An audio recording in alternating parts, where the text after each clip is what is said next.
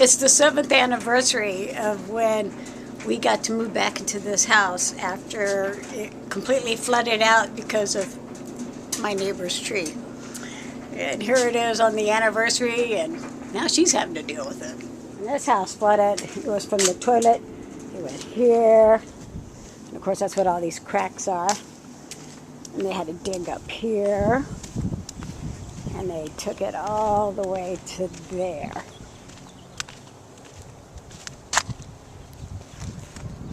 Yeah, a tree. It's pretty, but it's pretty expensive to have there. In our case, you know, that tree, the roots got into the plumbing just before Christmas, so I called it the Nightmare Before Christmas. There's a whole series of videos that you can see where the damage, it flooded out the entire house, and we had to replace all the pipes and then move to an apartment, move everything out. They gutted the house completely. We were out of for like 5 months living in a different apartment. So, yeah, I'm kind of feeling a little tinge of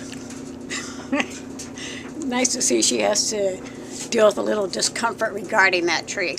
Okay, so it's almost time, I guess, for David to have the opportunity to come retrieve his stuff. He is going to be here tomorrow, and he's going to get here a little early so that he can have some coffee at least before he has to do all that. And I will film in the event, of course, something goes wrong, but I'm hoping he gets his stuff tomorrow, and at least that's out of the way, and he can show the judge he got his stuff.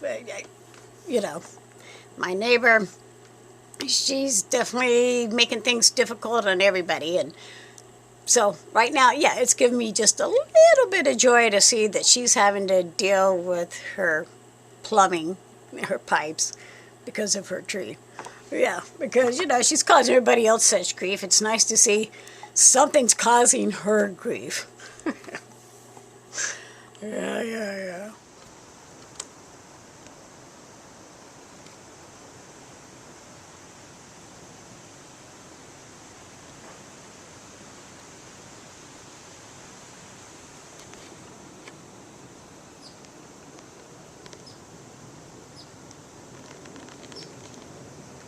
Okay, today's date is April 8th, and it's the morning David is hopefully going to get his stuff. I hope it all goes well for him today. Okay, it's 11 a.m. David is parked outside. He's waiting on, I guess, the person with the truck to help him load the stuff up. And then John just pulled up. So, yeah. It looks like David hopefully is going to get his stuff, although I don't see anything on the sidewalk just yet, but yeah, I got a feeling he's going to get his stuff today. I hope so. Okay, so David's friend just showed up, so that's good. Everything's looking in his favor today. Okay, David's there, there's there, and the PD is arriving now. But I don't see any of David's stuff on the sidewalk. Oh, wait a minute. There it is. Right there. There's some of it. Okay.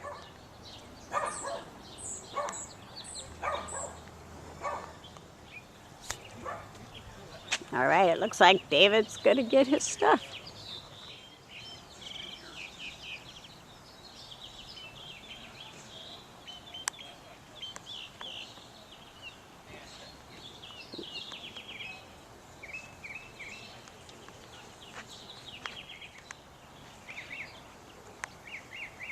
That's John with the hat right there. Okay, so Linda came out and she's filming it. So that's good. Everybody's getting this on camera.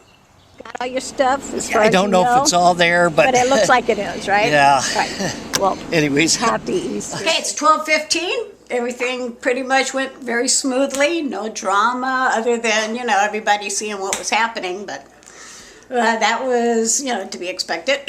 That'd be noon on a Saturday. But yeah, now his friends showed up and they were able to load the stuff in the truck. At the end there, Linda tried to throw some of her trash in. And he's like, that's not mine. That's your trash. That was funny. So, yeah, he goes back to court, I believe, April 17th. And then he can tell the judge that he got his stuff. So, that's good.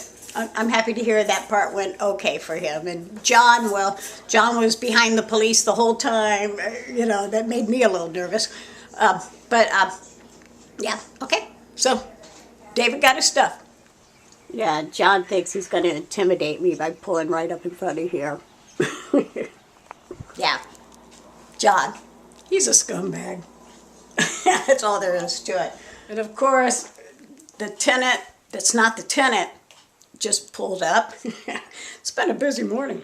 Yeah, he pulls up directly in front of my house after he was over there. Just made it a point to come get in front of my house.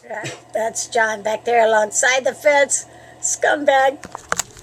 I just watched him take a leak against the wall there. Oh my God, her wall at least, but yeah, clearly a scumbag. Okay, excellent, excellent. All right, well, happy Easter to you, David. Okay, I will talk to you soon. Bye. Ah, David.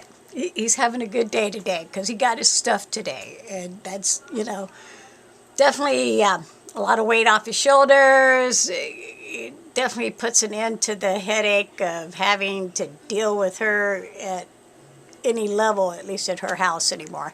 That circus, whatever, you know.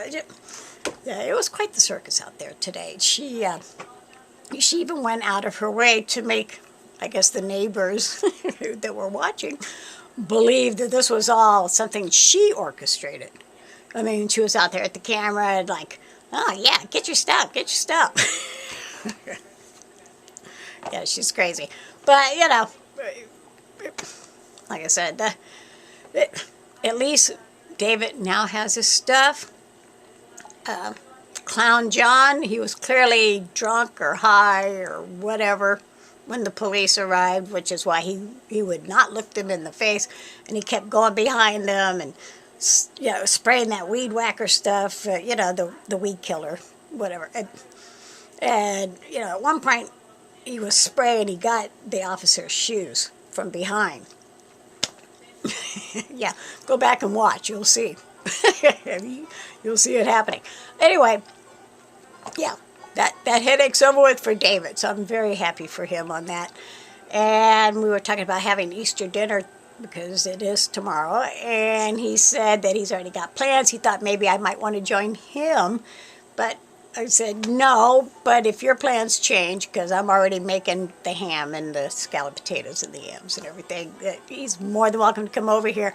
And he's like, well, but that restraining order, I'm like, it does not prevent you from coming over and visiting me anytime you want to. So, that's a good thing. And then, of course, he goes, well, you know, since you're going to court on May 1st, I could be there for you. Yeah. I am so glad to see David is happy right now. You know, or at least, like I said, a lot of weight has been lifted off his shoulders. He still has to go back to court on April 17th, and at that point, I guess it'll be over with for him. So I hope it will be. Yeah, poor David. He made the mistake of becoming a tenant at the Crosnoe Circus. Yep, I recognize that truck. Yeah. Same thing we had to go through. Right there. So they're bringing it down to our area. Not sure why, but I'm going to be in this area working. Okay. Yeah. Roots from her tree are in the plumbing. I was noticing they were coming down this direction, and he says, oh, we're just laying it out. And I'm like, okay, because I am doing some work out here. But yeah, they're having to replace her pipes all the way down to the street. I'm like, charge her up the yin-yang. So yeah. Here it is. On the anniversary of when we got to move back into this house after her tree flooded out this house because the roots got into the plumbing, we had to replace the pipes all the way down to the street. Now, the insurance, you know, they paid for the repair of the house. They paid for the apartment that we had to stay at for 4 months. They paid, or 5 months, yeah, 5 months. They paid for basically just gutting this house completely.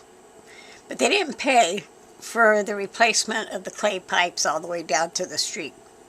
Because the insurance is a one-time emergency thing where they pay for the damage, but they don't pay for the cause.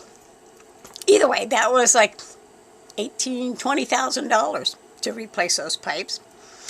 So it really is giving me a little bit of joy to see that my crazy neighbor, who has caused me such grief, is now encountering her own situation with that tree, with those pipes, her own pipes.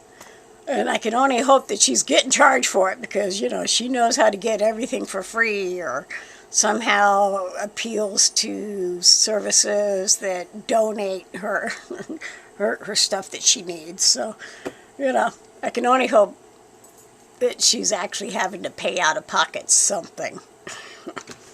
But yeah, we go back to court in 3 weeks. So I'm looking forward to it. If nothing else, to show that my neighbor has caused me such grief even after signing that court order, that contract saying that she would make monthly minimum payments, because clearly every time she made a monthly minimum payment, it made her mad, and she would either steal something of mine, destroy something of mine, harass me, have her friends harass me, whatever. I'm done with it, and I really need to show the judge via video, via anything, the police report, showing how many times she's called them on me since being, signing that contract and being in receipt of that cease and desist order, specifying she's not allowed to call the police unless it's actually an emergency. So, yeah. Am I happy to see she's having to deal with a plumbing situation and they're digging up her whole front yard? Yeah, because aside from our own little court issue, like I said, it cost over 50 grand when this house flooded out. So I'm hoping she at least has to cough up $1,000 for everything happening over there right now.